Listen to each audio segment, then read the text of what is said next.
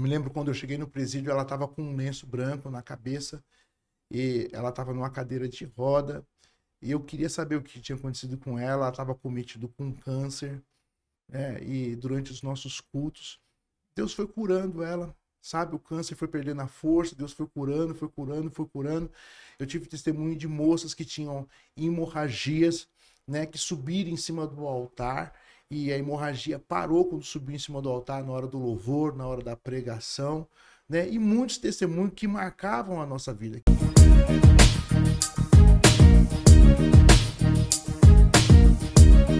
Olá, seja bem-vindo ao podcast Eu Sou um Milagre. Hoje um episódio muito especial. Estou aqui com um convidado que eu acompanho os trabalhos dele na TV Gospel de Barueri, pastor Marcos Fidelis. Tudo bem, meu amigo Emerson, né? Isso. Emerson Neri. Eu também tenho acompanhado o seu trabalho de grande relevância, né? Os testemunhos, né? Muitos amigos também que eu conheço têm testemunhado e têm vindo nesse lugar. É verdade. Né? Para mim é uma surpresa. Eu nunca pensei que seria convidado a participar do seu podcast. Por quê, pastor? Nunca me passou pela cabeça. Aí Deus me surpreendeu. O importante é isso, né? Deus sempre tem o melhor para nós, né?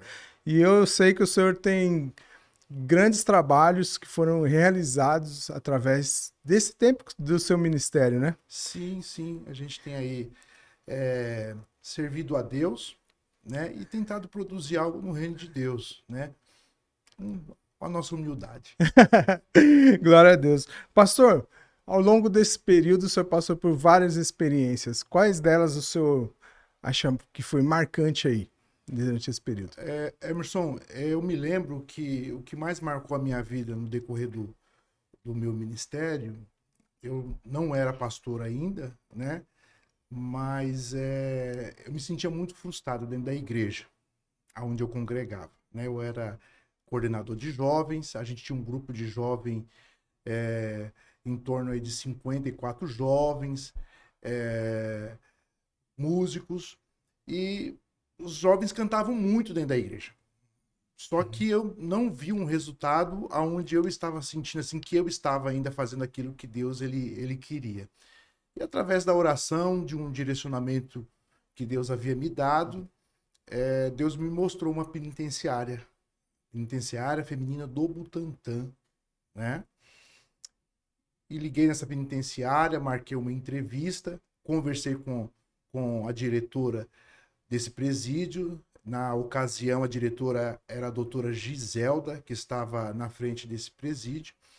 E quando eu cheguei lá para apresentar que eu queria fazer um trabalho, né? Ela me disse assim: ô Fidelis, aqui a gente já tem igrejas que fazem trabalhos aqui. Temos aqui a Universal, Cristã do Brasil, tem a Batista, tem a Adventista do Sétimo Dia.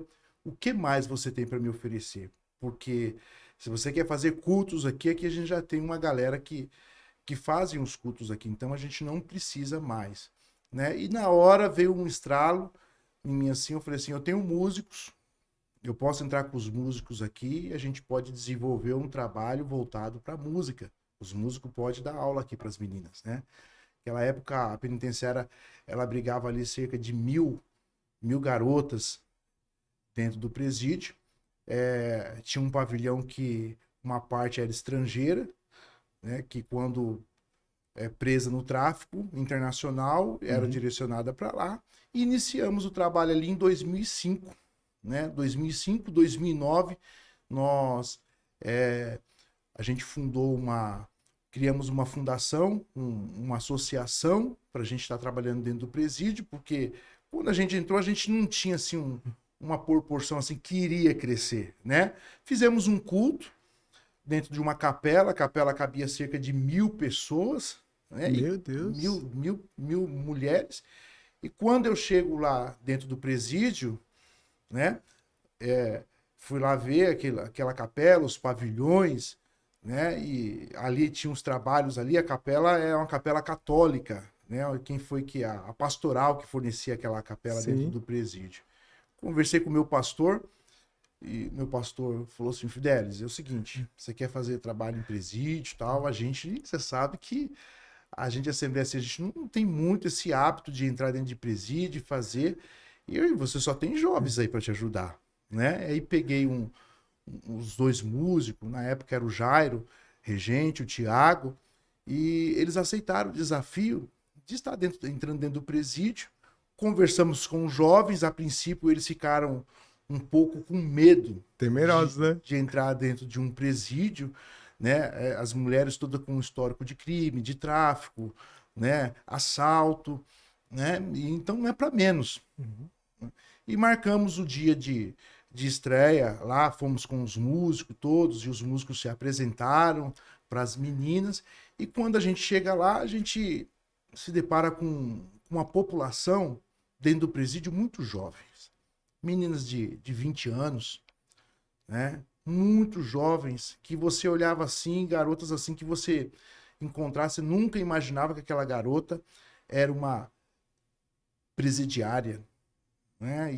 E quando você vai ouvindo a história dessas mulheres, você vê que são pessoas que são vítimas, né? Por conta de não ter uma família estruturada, de ter uma base familiar, que foram refém do tráfico, que foram refém de traficantes, que não tiveram uma oportunidade na vida e foram parar dentro de um presídio. A outra classe é a classe dos evangélicos, porque a gente encontrou muitas meninas que estavam afastadas do evangelho, da qual as mães eram evangélicas, eram crentes, e por se desviarem, foram parar dentro de um presídio. Olha, esse trabalho é um trabalho muito, muito, assim, valioso, né? Porque é de fato, nós sermos usados talvez o último recurso dessas pessoas que estão lá dentro, né? Quando o senhor fala assim, muitas evangélicas, né? Muitas pessoas que estavam desviadas foram para lá dentro, foi justamente porque o diabo ele colocou algo na pessoa para desviar do propósito. Mas encontraram pessoas como vocês, né? E os jovens que estavam dispostos a esse resgate, né? A gente sempre, quando a gente pregava, a gente sempre dizia o seguinte, que a penitenciária feminina do Butantã era uma faculdade para elas. Meu Deus. Porque lá elas encontravam a Cristo e aí caía a ficha. Cair a ficha é tão antigo, né? O mais antigo sabe, né? Era pôr a ficha no orelhão lá e pôr a ficha, né? Caiu a ficha, o porquê elas foram parar lá no presídio. Na verdade, assim, muitas foram parar dentro do presídio, um livramento de Deus. Para que ali encontrasse a Cristo e tivesse uma segunda chance de começar a sua vida novamente. Né? Então a gente sempre frisava isso e colocava isso. Aqui vocês estão passando um período. É um período onde vocês vão ser tratadas por Deus, onde vocês vão ser curadas por Deus. E pode, Emerson, uma pessoa ser curada por Deus dentro de um presídio? Pode. Claro. Né? Pode, porque quando a gente entrou dentro do presídio, a gente se encontrou com muitas pessoas que eram viciadas em cocaína, na maconha, né? Eram voltadas para o lesbianismo. E naquela época ainda não existia o crack, mas era proibido o crack dentro do presídio, pela própria facção que não permitia que entrasse o crack dentro do presídio. Por quê? Porque o presídio podia se transformar numa cracolândia dentro do presídio. Então lá mesmo não entrava, mas havia circulação de droga dentro do presídio. Né? Como isso acontecia, a gente não sabia, mas a gente sabia que havia essa circulação de droga dentro do presídio. Fizemos a apresentação, fizemos ali na época, eu lembro, foi 280 inscrições, né? Meu Deus! Para aula de música, que era bateria, teclado, violão, né? O contrabaixo, guitarra. E aos sábados de manhã, todo sábado de manhã, a gente estava lá no presídio dando aula para as meninas. Montamos um pequeno coral. No começo, assim, foi um pequeno coral de 40 vozes que a gente montou, levamos as meninas, começaram a dar aula de canto. Algumas já sabiam cantar, elas conheciam as nossas músicas e começamos a nos apresentar todo sábado à tarde. A gente estava lá se apresentando com um coral, as meninas mesmo tocavam, elas estavam aprendendo, tocavam. A gente fazia um período aí de 3 meses para ela aprender a parte básica da música, para estar tocando um violão, uma bateria, né? E como elas tinham um tempo ali dentro do presídio, elas estudavam música ali e começamos um trabalho e Deus nos abençoou e todo ano a gente fazia 2 e 3 formaturas dentro do presídio. A gente chegou a ter ali uma população ali de cooperação dentro do presídio, porque ela abriu os pavilhões de 1.000 pessoas, de 1.000 meninas dentro do presídio ali, de culto ali. Era muito gratificante porque as meninas, elas aceitavam a Cristo, né? E sempre a gente tinha assim uma renovação de meninas, que você ficava ali com uma menina 6 meses e de repente ela já ia para o semiaberto, né? Passava por ali, conhecia, aceitava Jesus, conhecia o projeto, já saía dali e ia para o semiaberto. Então, assim, algumas meninas ficaram muitos anos ali com a gente ficou ali cerca de 15 anos dentro do presídio, mas algumas ali passavam muito rápido. E eu acredito que eu estou falando aqui, e como o seu podcast aqui tem uma grande audiência, aqui tem alcançado bastante pessoas, eu duvido que uma, pelo menos, não vai ver esse podcast Amém. aqui e vai falar assim, eu lembro dessa época lá no Butantã. Amém. Né? E eu creio fielmente nesse trabalho, pastor. É um trabalho de capelania, né? É. Eu sou capelão, eu não sou especialista em prisional, né? Eu faço capelania hospitalar. Mas nós temos um episódio aqui, um episódio marcante, nós fizemos aqui com a Rose Teixeira, né? Quem tá assistindo aí, pesquisar aí coloca lá na barrinha lá, podcast Eu Sou Milagre, Rose Teixeira, com certeza vai conseguir localizar, porque eu não tô mais lembrando o número do episódio. E ela se converteu dentro de uma penitenciária com um trabalho muito parecido com esse que o senhor está falando, né? Na época, acho que foi a Igreja Universal, que foi o primeiro passo que ela deu, ela se batizou, e em dado momento ela começou a pregar, ela foi evangelizada, e na pandemia, quando o pessoal não podia mais adentrar o presídio, ela começou a pregar lá dentro, ela foi usada para expulsar demônios, assim, uma revolução a vida dela. Vale muito a pena você que está assistindo aí também assistir esse outro episódio. Pastor, e muito, muito importante isso que o senhor está falando, porque, de certa maneira, nós estamos falando do resultado na vida dessas meninas, né? Tanto de pessoas foram alcançadas, aceitaram Jesus, mas também marcou a vida das pessoas que estavam indo lá para servir, né, pastor? Sim, os irmãos, os jovens que nos acompanhavam, eles começaram a valorizar mais a vida dentro da igreja. Eles começaram a valorizar a liberdade, né? E como era importante estar servindo a Deus em espírito e em verdade. Quando a gente ouvia um testemunho e elas falavam o porquê estavam lá, a gente se emocionava muito de ouvir a história. Na verdade, assim, a gente criou laços e conexões até mesmo com os polícias que tinha dentro do presídio. A parte da diretoria, havia a doutora Edna, né, doutora Andréia, onde a gente conversava muito, e ela sempre nos orientava assim, ela falava assim, Marcos, você sempre tem que separar uma coisa. Elas estão aqui porque cometeram um crime. Por Deus, elas já estão perdoadas, mas elas vão ter que pagar a pena delas. Sim, né? Verdade. Hoje, elas estão aí sendo transformadas, elas estão sendo transformadas através da pregação da palavra de vocês. Mas observe bem que lá no passado delas, elas cometeram esse crime. Então, assim, não tem como elas fugirem dessa sentença. Deus perdoa, mas aí vem as consequências. É verdade. Né? Então, a gente sempre entende que todos nós somos fruto de uma escolha. Isso era importante elas entender que elas eram fruto de uma escolha. Porque normalmente o preso, quando ele entra dentro de um presídio, ele sempre procura alguém para acusar. Eu tô aqui por causa do meu pai, eu tô aqui por causa da minha mãe, eu tô aqui porque a minha amiga me enganou. Não, mas aí a gente começou a ver que Deus começou realmente a trabalhar. Falou, pastor, eu entendi que eu tô aqui, foi as minhas escolhas que me trouxeram até este lugar. Ninguém tem culpa. Eu escolhi este lugar. Eu escolhi traficar, eu escolhi roubar. Foi por isso que Deus me colocou aqui, foi por causa da minha escolha. Né? E aí elas começaram a entender que enquanto elas não assumissem aquela realidade que era delas realmente, em vez de ficar procurando alguém para colocar a culpa, elas nunca seriam libertas verdadeiramente. E a Bíblia vai dizer, conhecereis a verdade e a verdade vos libertará. não é verdade? Então, realmente, elas conheceram a verdade. E através dessa verdade, houve realmente libertação. Eu me recordo que, nos ensaios que a gente tinha, as meninas chegavam lá, é, é, elas chegavam alucinadas de drogas, né? E a gente começava simplesmente a cantar os louvores, elas caíam possessas. Meu Deus. Né? Caíam possessas. A gente ia lá, orava, né? Conversava, você entendeu? E aí a gente começou a ver o Espírito de Deus trabalhar.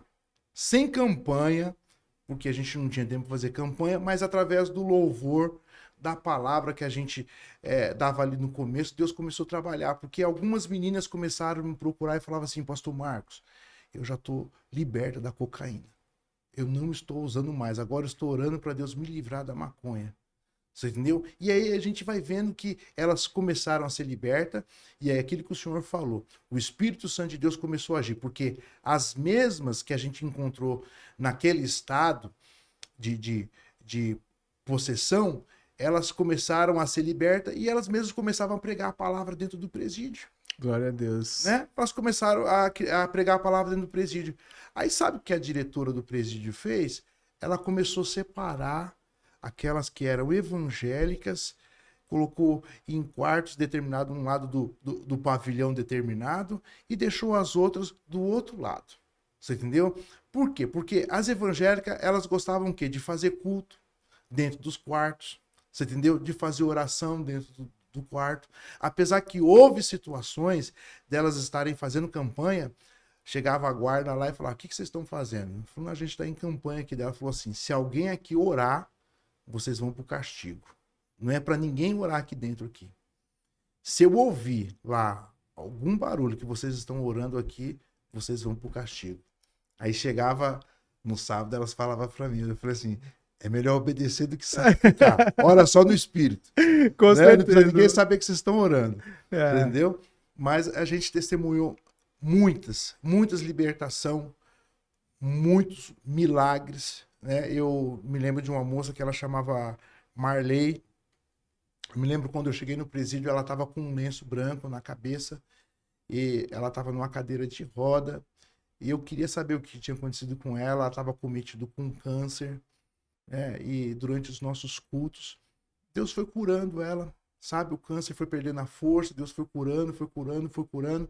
Eu tive testemunho de moças que tinham hemorragias, né? Que subiram em cima do altar e a hemorragia parou quando subiu em cima do altar na hora do louvor, na hora da pregação, né? E muitos testemunhos que marcavam a nossa vida, que elas sempre vinham contar. Então, dificilmente, Emerson, a gente fazia um culto no sábado à tarde que a gente não tinha uma pessoa que aceitava Jesus como único e suficiente Salvador. E o interessante disso é que a gente não tinha aquele negócio de você preparar o esboço. Você chegava lá, subia em cima do altar, Deus trazia para você uma revelação da palavra, você pregava a palavra e a palavra ia de encontro àquela pessoa que entrava ali no culto pela primeira vez. Então, toda semana tinha presa chegando e toda semana tinha preso saindo da penitenciária. Meu Deus, e eu vejo como você está transmitindo essa mensagem assim com um brilho no olhar, que era realmente algo assim que mexeu muito com a minha vida nessa época, né? Eu estava muito frustrado e eu precisava de uma resposta do Senhor. Para mim mesmo, eu acredito que para mim mesmo, eu acho que todos nós temos uma busca, né? Eu buscava aquilo e uma satisfação para fazer algo pelo Senhor. E quando você faz algo por alguém, você pode fazer algo por alguém, é muito bom isso. É a mesma satisfação quando a pessoa pega e sai na madrugada entregando um marmitex para a pessoa que está lá deitado na calçada. Quando você leva um cobertor, você leva um agasalho, né, para aquela pessoa e você vê que aquela pessoa fica aquecida e de repente ele olha para você com os olhos brilhando. Poxa, eu sou desviado da igreja. Né? Eu tenho testemunho, você entregou aquilo ali, você vê. E aquilo ali vai para a eternidade. Em vida, você não vai receber aquilo vai para a eternidade. Então, para mim, as meninas que me acompanharam, que ficaram lá comigo 15 anos, e eu passei um período desse processo de 15 anos que chegou momentos assim que aquela galera que estava comigo, eles tiveram muitos compromissos e não puderam me acompanhar. Chegou um momento que eu e a minha esposa, aos sábados, indo para fazer os cultos com as meninas e o coral, porque aí as meninas que estavam lá há muito tempo, elas mesmas aprenderam da aula de canto, Olha que e benção. elas mesmas tocavam, então elas mesmas ensinavam as meninas dentro do presídio, e a gente só ia à tarde para fazer o culto junto com elas, e o coral se apresentar, e a gente pregar a palavra. Meu Deus, Né? que coisa linda. É como o senhor falou, né? Nós participamos de um grupo de libertação, né? A gente sabe que todo crente de verdade, ele é um libertador, né? Porque é uma ordem que Deus nos deu para curar enfermos e expulsar demônios. E quando a gente fala, né, o senhor pegou aí um gancho sobre moradores que estão em estado aí, que estão morando na rua, realmente eu já fiz esse trabalho também. E é impressionante o número de desviados que estão morando na rua, né? Muito triste, né? Muito triste. Porque é como se o diabo, o inimigo, ele enxergasse o potencial que aquela pessoa tem para o reino e acabasse desviando do propósito. E às vezes com uma palavra usada dentro da igreja mesmo, né, pastor? E é o que mais tem, né? É pessoas que... Eu disse algo numa aula que eu estava dando dentro da igreja, algo até meio polêmico, né? Como vai ser editado, se você quiser tirar, você tira. Não, eu aqui vai na peguei e íntegra. falei para os irmãos, deixa eu falar algo para vocês. A igreja, ela matava e ela continua matando. Né? É triste a gente dizer isso. E eles arregalaram o olho assim, é uma realidade. Meu pai tem uma frase que diz que a igreja é o exército que mais mata seus próprios soldados. Eu já ouvi essa frase, né? Eu já ouvi. E lamentavelmente, a gente tem encontrado muitos soldados que foram alvejados, caídos à beira da estrada e que não acreditam mais no amor, na misericórdia.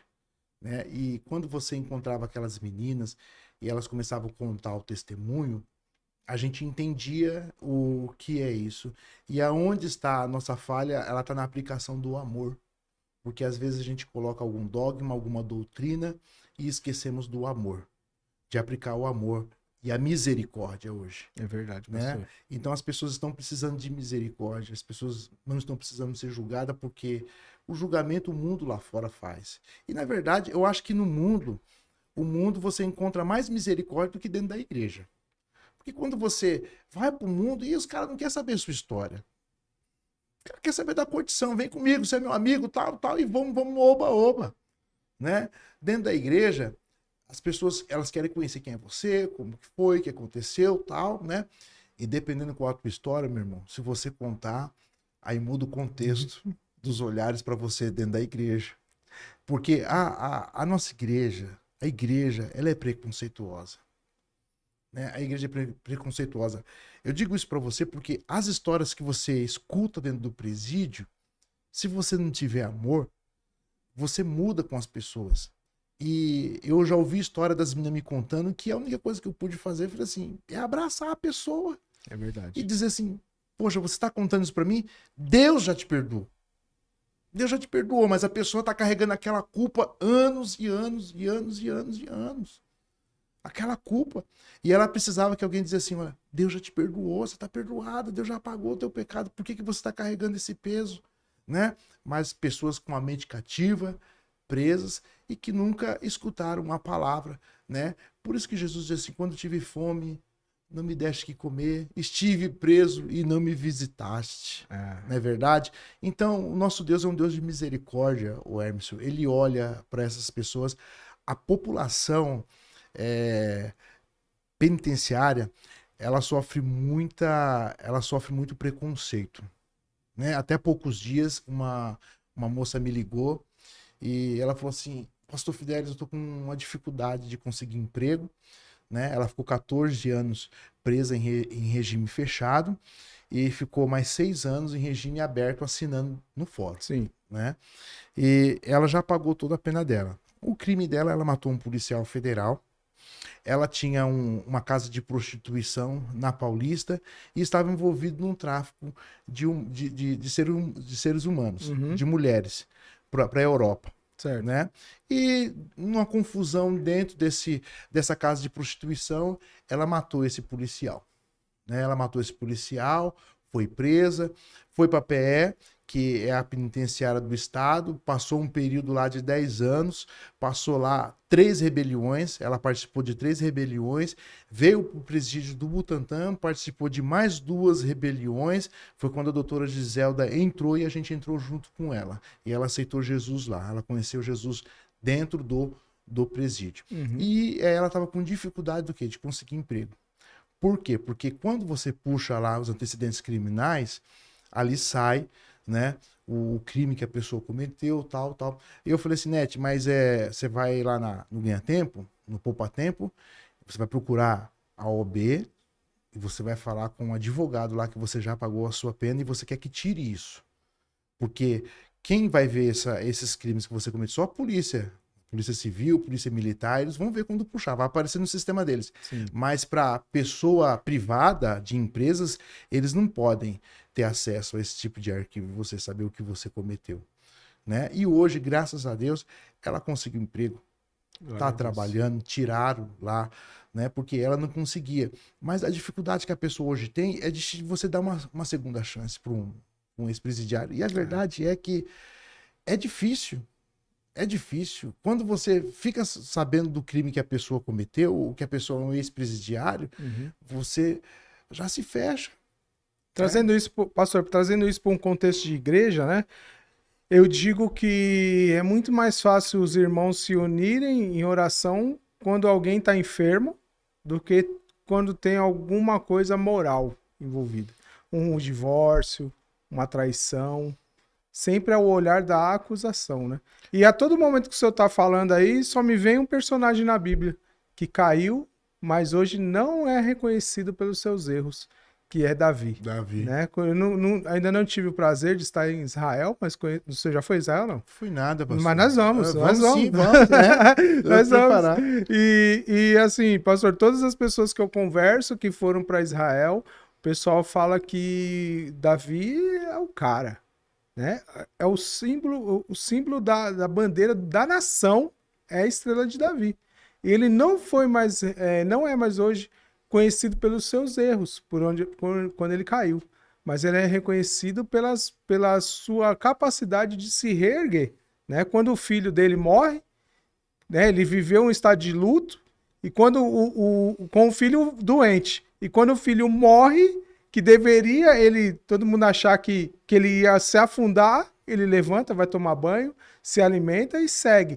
Então essas pessoas que passaram por esse problema, mas já pagaram, elas não podem mais estar marcadas por esse erro. Elas têm que... estigma, né? Exatamente, não pode estar mais rotulada por isso, né, pastor? Eu penso assim, pastor Emerson, nem sei se é pastor, né? Ainda não, eu sou diácono. Ainda não é diácono, né? Mas vai chegar lá, né?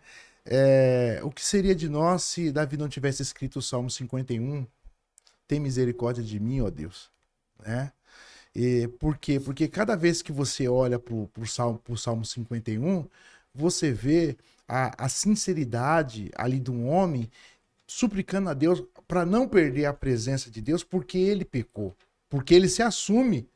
Ele assume o que ele fez ali. Né? E ele reconhece o seu erro ali. E quem de nós nunca errou na nossa vida? Na verdade, talvez não cometemos o crime que ele cometeu, né? Mas ele foi uma pessoa que assumiu aquilo que ele fez. E Deus perdoou ele, mas Deus também julgou ele, né? Ele sofreu as consequências por tudo aquilo que ele fez. Eu acredito justamente por ser um homem segundo o coração de Deus. E a Bíblia diz assim, a quem muito é dado, muito é cobrado também. Exatamente. Eu tenho muita dificuldade com pessoas que querem passar muita santidade, né?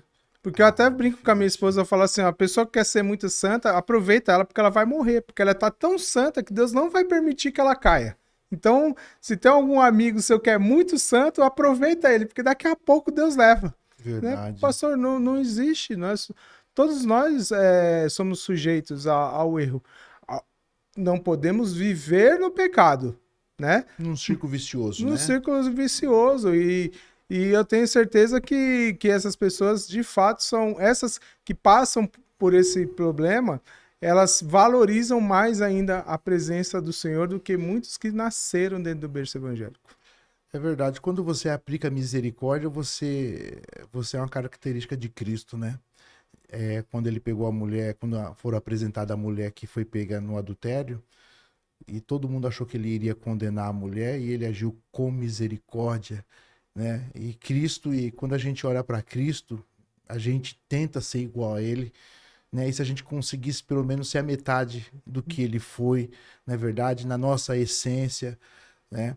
Porque a Bíblia diz que Deus é amor, né? E a gente tem que aprender a aplicar o amor e a misericórdia, né? E eu também penso igual você pensa, a pessoa quando ela rota muito santidade, com essa pessoa você tem que se preocupar, né? É meio difícil você viver com uma pessoa muito santa, né? A quarta pessoa da Trindade, né? Exatamente. Pastor, e além dessas experiências que o senhor teve ali nesse período aí fazendo essa capelania, quais são outras áreas que te marcaram as experiências com Cristo? Pastor, nesse período, quando eu estava fazendo esta obra dentro do presídio, eu fui separado para me ser pastor, para dirigir uma igreja, né? Na verdade, era coordenador de jovem, né? Ele estava muito feliz com o que eu estava fazendo. Não que o ministério pastoral seja um peso na nossa vida. Ele não é. É louvável você ser um pastor, mas eu me lembro que eu fui separado. Meu pastor, o pastor Paulo Silas Reis, né? Ele falou comigo assim: olha, o seu nome não para de soar dentro de mim. E Deus falou para mim que eu preciso dar uma igreja para você, né? E aí você pensa assim: poxa, Deus vai me dar uma hiper igreja, né? E aí me mandaram lá para a divisa de Jandira e Itapevi, uma igrejinha pequena com 17 pessoas. Quando eu chego lá, a igreja, eu acho que ela tinha mais idosos, né? Mais idoso, e acho que uns 6 jovens que tinham lá. Nós tínhamos 17 pessoas. E ali eu comecei um trabalho, né? Uma igreja muito simples, um povo muito simples. Eu, meu filho, minha esposa fazia faculdade naquela época, e eu pegava os meus 2 filhos, e íamos todo dia, toda semana a gente estava lá na quinta, na terça, na quinta, né? Ao domingo de manhã, os sábados quando tinha culto, ali pregando a palavra de Deus ali, né? E abracei o povo como se fosse pessoas da minha família, né? Um povo que precisava ser ensinado, que precisava ser amado, orientado. Minha primeira igreja foi uma experiência assim muito dolorosa, mas eu aprendi muito. Deus me lapidou muito, Deus me provou muito, Deus me quebrou muito. E aí você tem mensagem ou você não tem mensagem, você tem que pregar e ensinar o povo. Você tem que pedir. Você querendo orar ou não querendo orar, você tem que orar pelo povo, porque eles precisam. Foi me dada essa responsabilidade. Deus me deu aquela igreja naquela época. E eu trabalhei muito, fiquei ali 3 anos e meio naquela igreja. Peguei com 17 pessoas. Quando eu saí, deixei com 73 pessoas. Glória a Deus. Né? Contemplei muitos milagres, muita libertação, muita salvação de vidas. Né? Foi algo assim que marcou muito a minha história, a história da minha vida. Né? Esses anos que eu passei ali no Dolores, Vila Dolores. Pastor, é importante o senhor estar falando porque a vida do líder ela é solitária, né, pastor? Muito, muito. E sabe o que acontece com o líder? A gente tem dificuldade de se perdoar quando a gente erra. Sabia disso? A gente é muito sozinho e dificuldade de se perdoar. Né? O meu filho, quando viu o meu sofrimento, aquilo mexeu muito com ele. Quando ele via, a gente saiu de uma igreja estruturada, uma igreja grande, que na época acho que tinha 400, 500 pessoas, nessa época, né? O Camargo 1, uma igreja que está muito cheia, e a gente estava muito bem, e trabalho no presídio, aí me veio uma outra responsabilidade, Deus vai me dar um povo, né? Ele sofreu muito, porque ele acompanhou o sofrimento do povo, e a minha dificuldade de estar indo ali pastorear essa igreja, né? Mas eu sou parrudo, né? Porque tem gente que volta atrás, né? Tem gente que desiste, não é verdade? Mas a gente não só administrava a igreja, não. A gente trabalhou mesmo. A gente visitava, fazia campanha, ia nos lares, evangelizava. Vila Dolores ali, tem uma parte ali que a gente tinha que pedir para entrar na favela, para fazer evangelismo, né? E às vezes a gente ficava ali no domingo, ali 15, 20 minutos esperando o traficante autorizar a gente com a caixa para a gente entrar na favela, né? Aí chegava ele lá, e aí, pastor, evangelizar, vamos fazer um culto aí, o senhor permite? Ô, pastor, claro, os meninos querem ouvir a palavra de Deus, precisa, esses meninos aí, tá só misericórdia. Pode pregar aí, pastor, você tem autorização, foi bom o senhor me chamar e avisar para não ter problema, né? E evangelizava, pregava. E a gente saía dali, não acontecia nada, mas quando era noite, sempre tinha um jovem, alguém que estava ali na favela, ouviu ali aquela pregação, participando do culto à noite. E a gente entendia que vale a pena a gente pregar a palavra de Deus, vale a pena a gente fazer a obra de Deus, né? Pastor, muita gente fala que não tem, ou espera, né, as condições ideais, né? Como o senhor falou, né? Quando o senhor foi separado para dirigir uma igreja, às vezes a nossa expectativa é uma, mas aquilo que Deus tem para nós é uma realidade diferente, né? Mas eu vou percebendo que cada vez mais a sua alma é alimentada através do servir, né, pastor? Deus me forjou foi no campo de batalha, o Hermes. Né? Deus me forjou foi no campo de batalha. Tanto no presídio, porque aí você vai aprendendo a malandragem que tem no presídio, quando a menina tá mentindo, né? Aquele negócio de querer que leva carta, de telefone dentro do presídio. Você vai aprendendo as malandragens dentro do presídio, né? E aquele negócio também da garotada que acompanhava a gente, de sofrer assédio das meninas dentro do presídio, porque naquela época, dentro do presídio, elas não tinham visita íntima dentro do presídio feminino, né? Depois que foi liberada a visita íntima. Então a gente vai aprendendo, você vai ganhando assim uma certa maturidade espiritual e experiência de vida também em tudo na nossa vida. É um aprendizado. E Deus, ele vai te forjando, né? Aquele negócio que você tinha dentro de um presídio, de achar assim que o presídio é uma coisa do outro mundo, né? Deus, ele te dá uma coragem, uma capacidade sobrenatural de você entrar no presídio, que nem quando eu entrei na maior penitenciária do estado, que é a PE, que era 3 pavilhões, um em cima do outro, que era mais de 3.000 mulheres lá. E você vai entrando, eles vão abrindo as celas, tal, e as meninas vão te olhando lá de cima lá, porque o fechado, dentro de um presídio fechado, quem manda é os presos. Por que quem manda é os presos? Porque lá eles não têm mais nada a perder, certo? Eles dizem quem entra, ele dita as regras lá, o que vai acontecer, o que não vai, porque lá eles não têm nada a perder, vão passar 15, 20 anos dentro de um presídio lá. Então, eles que mandam, eles que diziam quem podia fazer culto, quem não podia, pode fazer culto, pode entrar, então eles que dizem. Então, assim, dentro do presídio, tem uma lei paralela ao Estado, um poder paralelo. Então, eles que mandam. Então, você vai entendendo tudo isso, como que é a linguagem, o que pode, o que não pode. Elas não gostavam, pessoas que se escondiam atrás da Bíblia. Você vai ser crente? Vai sair? Então, tá bom. Então, você tem que ser crente verdadeiramente. Sim. Você não pode ser um crente de fachada, né? Dentro do presídio. Então, a gente vai aprendendo tudo isso e a gente ganha, assim, um certo respeito por ser pastor, né? Apesar dessa nomenclatura ela ter perdido muito, né, a valorização, porque antigamente as pessoas tinham muito respeito por pastor, mas ainda existe muitos homens e mulheres de Deus que temem a Deus, né, e que faz valer esse nome de pastor, mas elas respeitavam muito a gente, né, respeitavam muito a gente, e a gente levantava a mão. Quando a gente levantava a mão, Deus operava o milagre, não era a gente. Eu creio muito nisso que o senhor acabou de falar também, por conta. Antigamente tinha parece que um critério maior, né? Para a pessoa receber esse título, para ele coordenar uma igreja.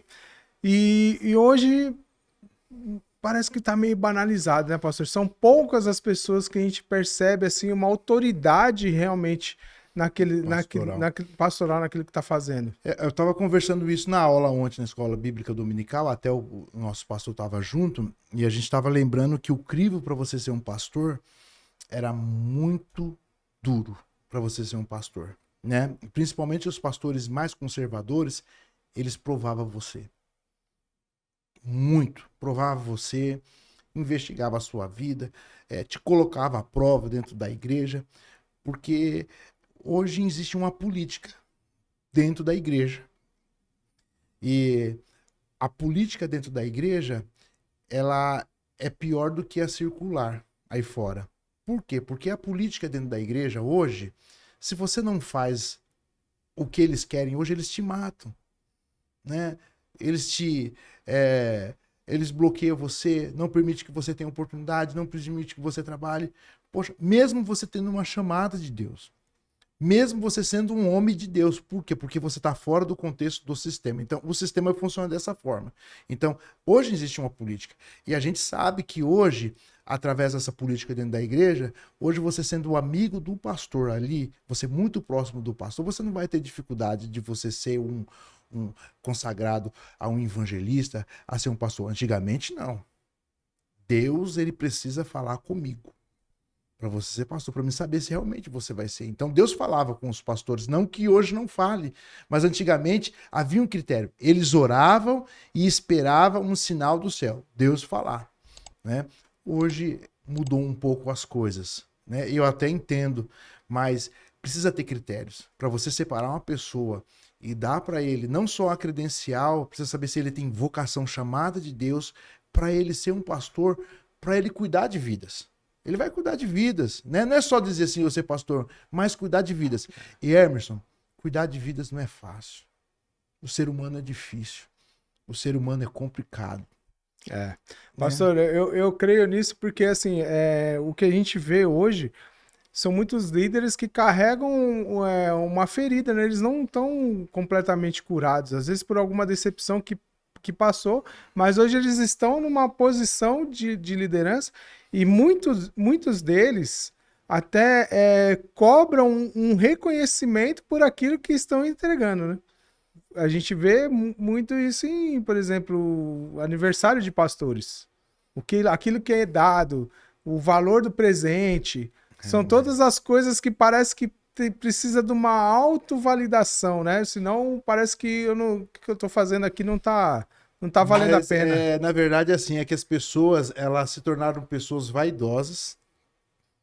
Elas querem que estende de tapete vermelho.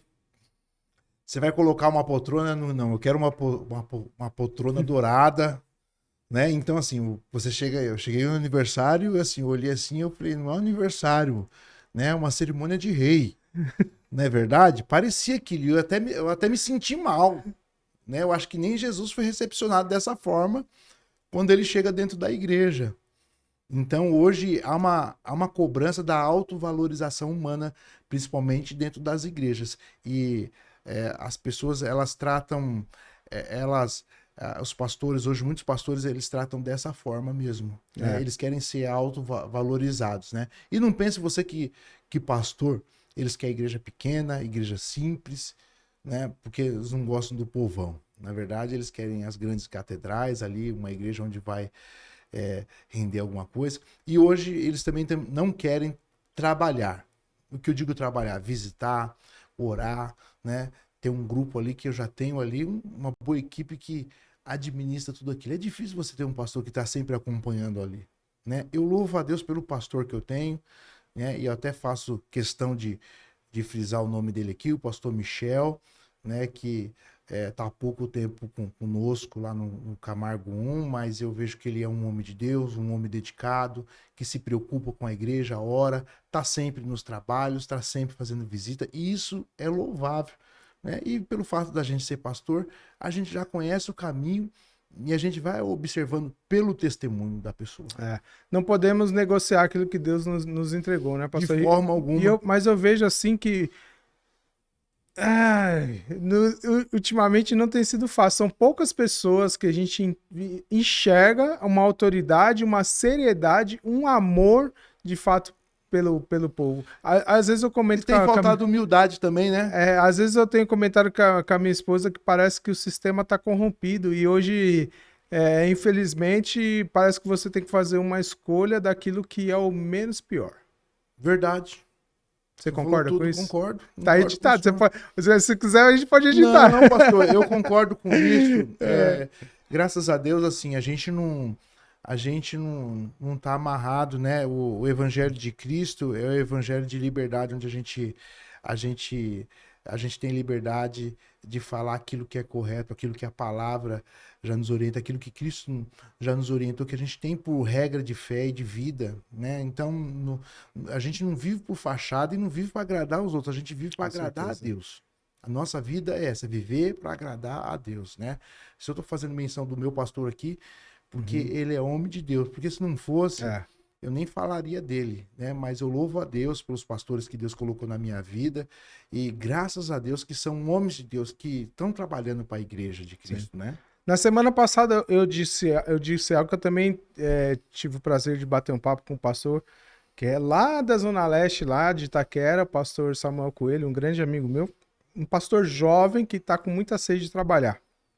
E eu comentei com ele aqui sobre a parábola dos denários, né? Porque alguns foram selecionados para as 9 da manhã, outro meio-dia, outro 3 da tarde e outros 5 da tarde. Mas a gente nem levou para o lado do pagamento. Mas hoje, tanto nós aqui do Eu Sou Milagre, como o senhor também no trabalho que o senhor faz lá, do talk show, nós estamos sendo, eu vejo que nós estamos sendo convocados como os trabalhadores da última hora. Né? Talvez a frase que mais é dita hoje, né? Deus está usando os improváveis, porque não há tempo mais, né, pastor? A gente está vendo tantos escândalos, tantas coisas que não, sei lá, não compensa nem falar, mas são poucas as pessoas que de fato querem fazer um trabalho como esse, por exemplo, de estar dentro de um presídio. Hoje em dia o pessoal tá meio... Eu posso dizer para você assim, Emerson, o meu tempo... o presídio ele fechou em 2019 quando houve a pandemia. Eu estava lá 15 anos lá. Dizer para você assim que eu nunca recebi nada de ninguém para me fazer o trabalho lá. A gente sempre fez, os voluntários que Deus colocou, as pessoas que colocaram lá para a gente ajudar, as irmãs que faziam bolo também. Quando tinha festividade no presídio, a gente levava bolo, tudo. Então, assim, sempre tivemos pessoas assim, voluntárias que nos ajudaram, que participaram conosco lá no presídio. Então, assim, a satisfação e a alegria é de estar ali vendo a pessoa se convertendo e aceitando a Jesus. Aquilo ali era o que a gente queria, né? O que a gente sempre buscou de Deus. Essa era a satisfação. Então, eu vejo hoje que as pessoas hoje, elas buscam muito a glória de si mesmo. Elas buscam um reconhecimento próprio.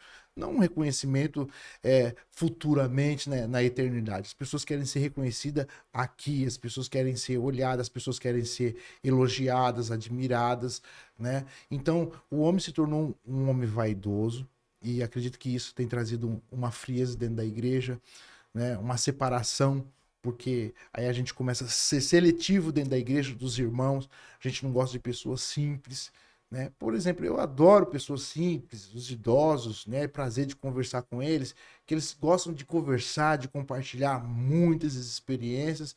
Então isso pra gente é bom e para eles também é bom. Poxa, imagina um pastor que você não consegue se chegar a ele, né? Que você terminou o culto, o pastor foi embora e eu queria falar com ele, não consegui pegar na mão dele pelo menos.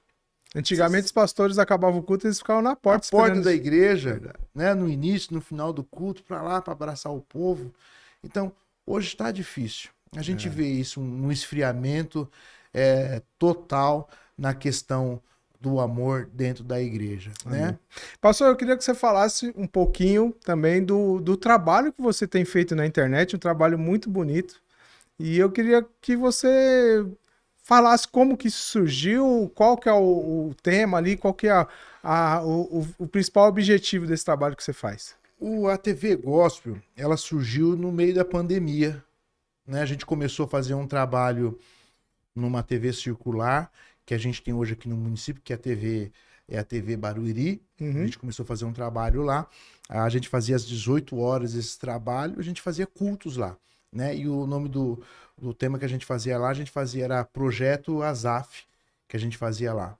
Eu e o pastor Toninho, a gente fazia esse trabalho lá de cultos.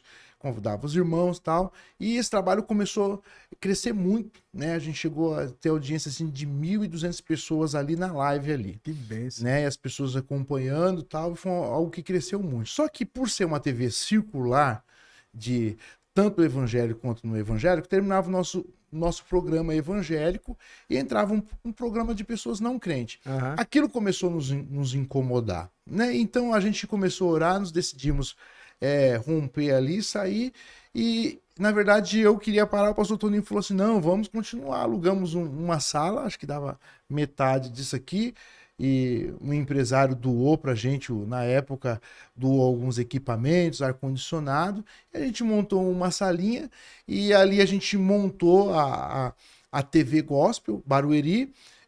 A gente correu para a gente conseguir a patente do nome, né? Registramos a marca, que é TGB, TV Gospel Barueri, conseguimos ali o registro da marca, ali, de uso da marca, e começamos a fazer cultos, né? Começamos a fazer cultos e abrir. E ali a gente colocamos um propósito no nosso coração de só pregar a palavra de Deus ali, de só falar ali na TV algo, trazendo mensagens que viessem da parte de Deus o povo, né? Até o espaço, assim, dependendo de quem fosse usar, a gente alugava o espaço, mas a grade da TV, o canal da TV, voltado para a pregação do evangelho. Ficamos nessa sala aí em torno de 1 ano e meio, depois fomos para um espaço maior, e estamos ali, hoje, ali 5 anos que a gente está ali com a TV já, e a gente tem um grupo de judeus, né, que faz um programa todas as quinta-feiras, que é o Chama Israel. Eu assisti a participação do Carlos Serpa. Carlos Serpa lá ele já veio aqui também. Com o Youssef, né? É isso. Com o Rabino Youssef, né? Isso. Na verdade, tava jogando os cortes dele essa semana aí,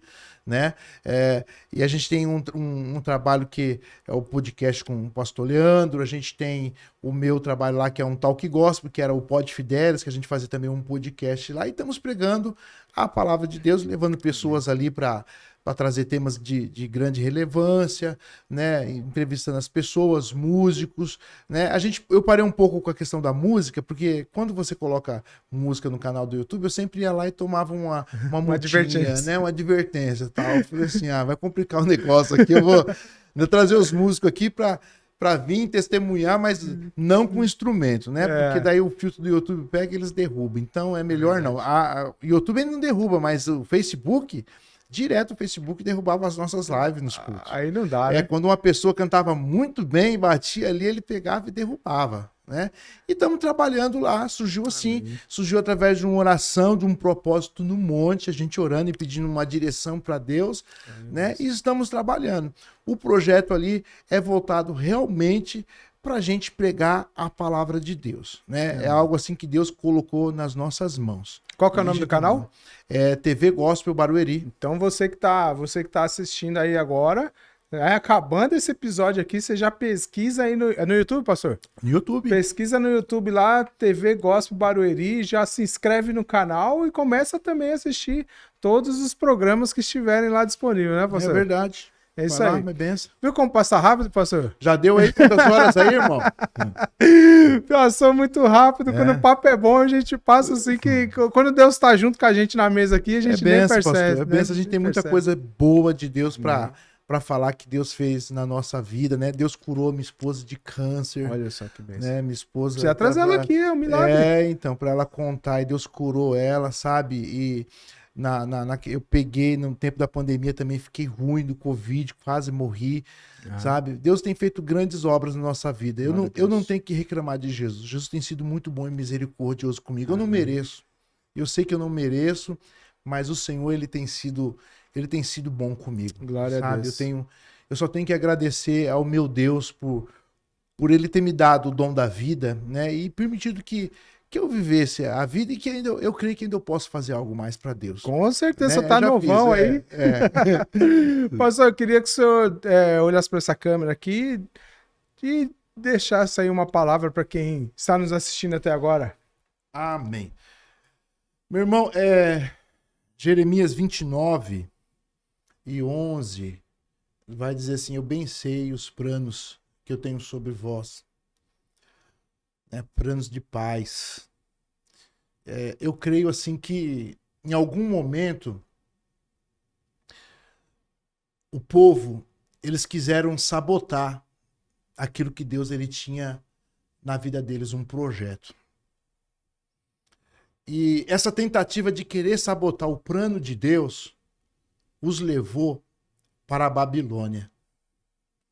É tão verdade que Jeremias disse assim: olha, não dê ouvido aos vossos sonhos, nem aos vossos profetas, porque vocês passarão 70 anos na Babilônia. O que Deus estava dizendo para eles? Mesmo dentro da Babilônia, dê continuidade à vida de vocês. Vocês não podem parar. Vocês não podem parar de orar. Vocês não podem parar de estudar a Bíblia. Vocês não podem parar de buscar a Deus. E você vai ver que na história, as sinagogas, elas foram criadas dentro da Babilônia, que era um casa onde eles se reuniam para estudar a Torá, para estudar a palavra de Deus. Mas é interessante que nisso tudo, a gente não pode esquecer que as consequências os levaram a 70 anos. E 70 anos era o tempo que Deus teria que tratar com eles ali dentro. E aí você vê que eles não puderam escapar das mãos de Deus. Puxa, 70 anos. E alguém dizendo, não, vai acabar isso aqui. Não, é 70 anos. A palavra de Deus é um decreto. E quando você cai na mão de Deus, dentro desse decreto, ninguém vai apagar o que Deus já escreveu. Ninguém vai rasgar aquilo que o Senhor já escreveu e Ele tem para a tua vida. Eu quero dizer para você que está assistindo esse podcast, não queira anular os projetos de Deus para com a tua vida. Não queira sabotar os planos que Deus ele tem para a tua vida. Por mais difícil que seja o caminho que Deus ele traçou para você, siga, porque Ele se responsabiliza pela obra que Ele tem na tua vida. Possa ser que esse caminho seja difícil, possa ser que esse caminho seja espinhoso para você, mas saiba de uma coisa, Deus ele vai estar contigo. Ele vai te fortalecer, Ele vai te dar graça, Ele vai te dar saúde, Ele vai enviar o suprimento, os recursos necessários para que você continue fazendo a obra dele. O sabotar do povo teve uma consequência. Passou-se os 70 anos, vocês vão voltar lá onde começou. E vocês vão começar tudo de novo. Mas os meus projetos, os projetos de Deus, não foram anulados. E não pense que alguém vai anular o que Deus ele tem na tua vida. Nem Satanás, nem demônio, nem palavra contrária, nem maldição. Ninguém vai anular o que Deus ele tem para fazer na tua vida. Sabe por quê? Porque a tua vida está nas mãos de Deus. E se você tiver que recomeçar, recomece. Recomece novamente, mas recomece com o Senhor. Amém? Amém. Deus te abençoe. Glória a Deus. Pastor, eu quero dar 2 presentes aqui para o senhor. Glória. Da série Heróis da Fé. Maravilha. Moisés. Deus abençoe. E também eu só. quero conhecer a Cristo e ser como Ele. 2 livros aqui. Eu tenho certeza que... Meu irmão, olha o povo de Deus, olha que coisa linda aqui, ó.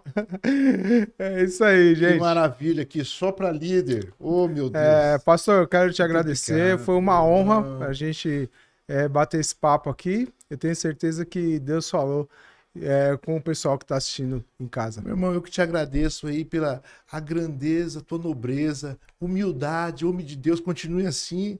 Você vai longe. Viu? Você vai longe. Aqui é uma partícula do que Deus ele tem para fazer na tua vida. Amém, pastor. Viu? Deus vai te honrar por causa da tua humildade, da tua sinceridade e simplicidade. Muito obrigado pelo convite. Estou disposto. Eu não quero ser esse que sabota, como você falou. E você que está chegando hoje no nosso canal, espero que você já tenha deixado esse like aí. Comente aqui embaixo qual parte desse testemunho mais te chamou a atenção, tá bom? E agora sim, compartilhe com o máximo de pessoas, tá bom? Compartilhe só no final aqui, compartilhe com o máximo de pessoas que precisam ouvir essas palavras. Se inscreva no nosso canal. Todo sábado, às 18 horas, um novo episódio aqui. E eu tenho certeza que Deus vai falar com você. Pesquise mais também aqui no nosso canal. Tem playlists por tipo de testemunho. Com certeza, aquele problema, aquela dificuldade que você está passando, tem algum episódio aqui que vai ser para você, tá bom? E eu te aguardo na próxima semana.